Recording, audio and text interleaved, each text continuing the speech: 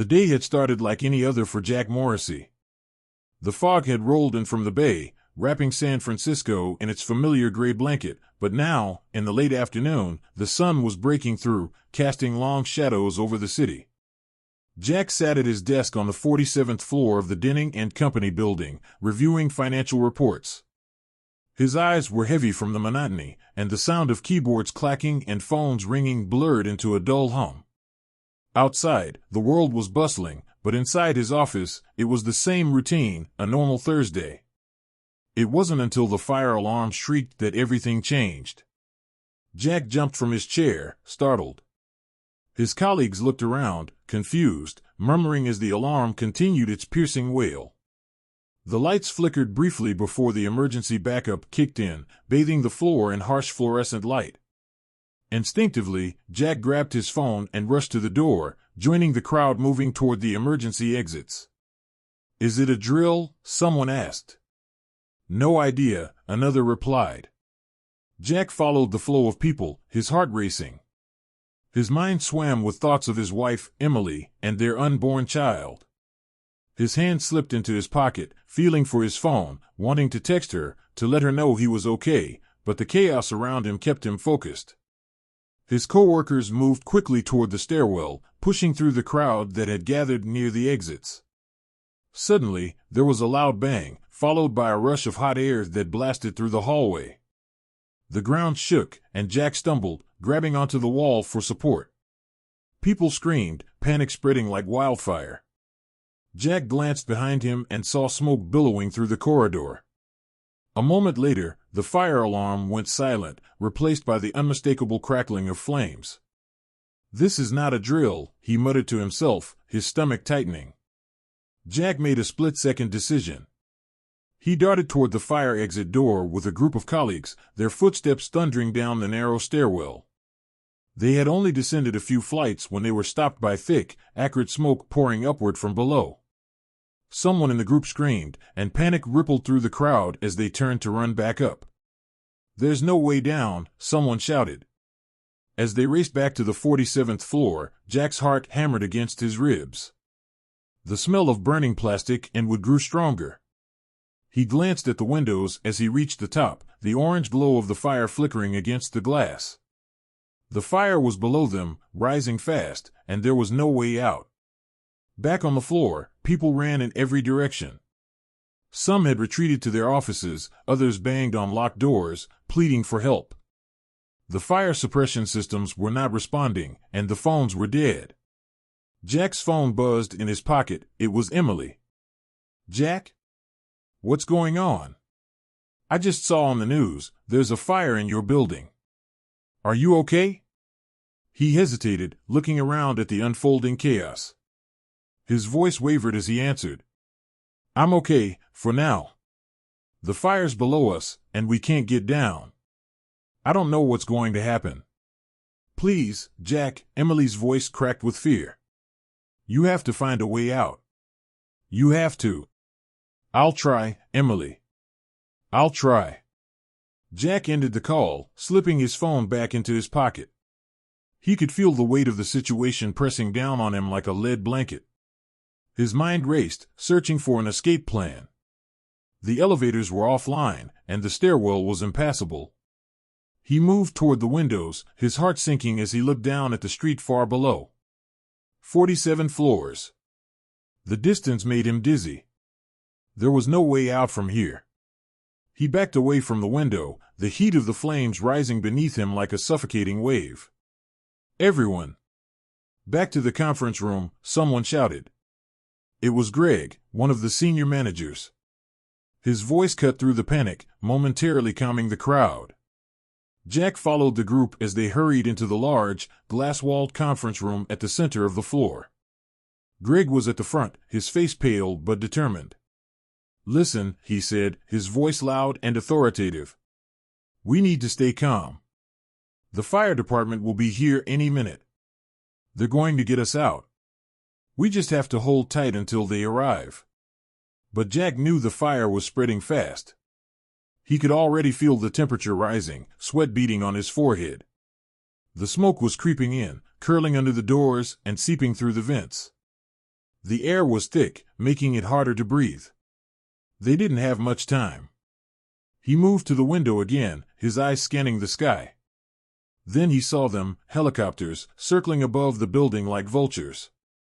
Relief washed over him for a moment, but it quickly faded when he realized they were news choppers, not rescue teams. Damn it, he muttered under his breath. The smoke was getting thicker. People were coughing, covering their mouths with handkerchiefs or sleeves, trying to filter the air. Jack's eyes burned, his lungs felt heavy. He grabbed one of the office chairs and smashed it against the window, desperate for fresh air. The glass didn't budge. "It's reinforced," Greg said. "You're not breaking through that." Jack cursed under his breath, but Greg was right. These windows were built to withstand the strong winds at this height, as well as earthquakes. They weren't designed to be an escape route. "Does anyone have an idea?" Greg asked, his voice losing some of its composure. "Maybe we could signal the helicopters," someone suggested. "Get their attention." "Or the fire department," another added. Jack's mind spun, trying to latch onto something, anything, that might save them. He walked back to the window, staring out at the smoke rising from the lower floors.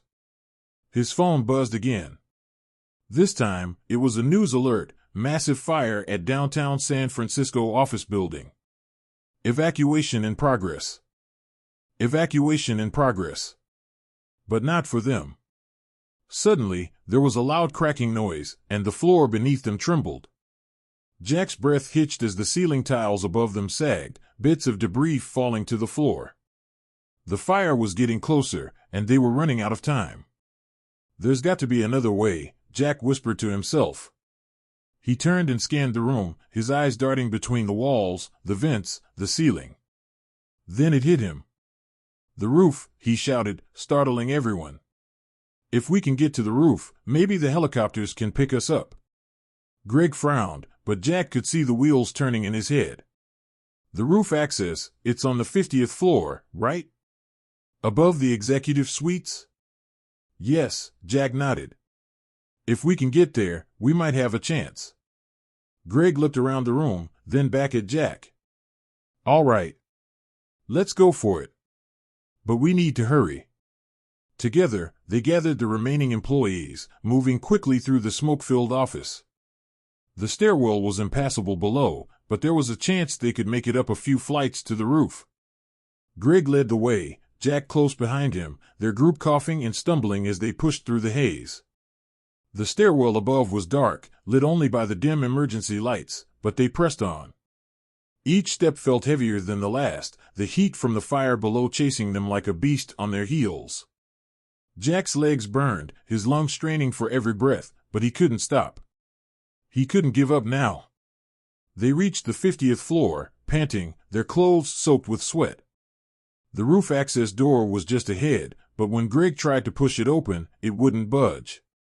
"No, no, no!" Greg shouted, pounding on the door. It was locked, sealed tight. "Is there another way?" Jack asked, panic creeping into his voice. Greg shook his head. "This is the only access. We need a keycard to get through, and none of us have it." Desperation clawed at Jack's throat. They had made it this far, only to be stopped by a locked door. He slammed his fist against the cold metal, his knuckles throbbing with the impact. Behind him, people coughed and wheezed, the smoke growing thicker with every passing second. Then, Jack had an idea. "The fire extinguisher," he said, rushing over to the wall. He yanked it free from its holder and swung it at the door. The sound echoed through the stairwell as he pounded against the metal, the extinguisher denting the surface with each blow. Greg joined in, using a chair he had found nearby. Finally, after what felt like an eternity, the door gave way with a groan, the lock snapping under the force. They pushed through, stumbling out onto the roof. The cool air hit them like a wave, and for a brief moment, Jack allowed himself to breathe. But the relief was short-lived. The fire had spread to the upper floors, and the roof was already beginning to smoke. The helicopters above circled like specters, but none of them were close enough to offer any help. Jack scanned the sky, his heart pounding in his chest. He could hear sirens below, but they seemed so far away. The fire was closing in, and their time was running out. "We need to signal them," Greg shouted, waving his arms at the helicopters overhead. Jack grabbed his phone, turning on the flashlight and waving it toward the sky. Others followed suit, desperate to catch the attention of the rescue teams. For a few agonizing moments, nothing happened. Then, one of the helicopters dipped lower, its spotlight sweeping over the rooftop. "They see us!"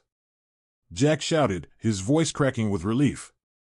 The chopper hovered above them, and Jack could see the rescue team preparing to lower ropes. They were going to make it. He glanced at Greg, who gave him a nod of exhausted gratitude.